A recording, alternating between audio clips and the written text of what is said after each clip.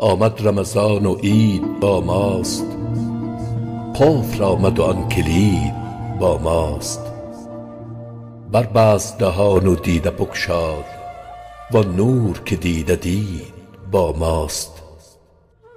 آمد رمضان به خدمت دل، وان کس که دل آفرید با ماست.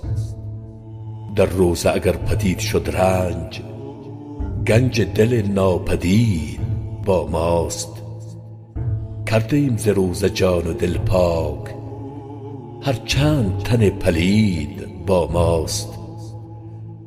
روزه به زبان حال گوید، کم شو که همه مزید با ماست. چون هست صلاح دین در این جمع، منصور و ابایزید با ماست.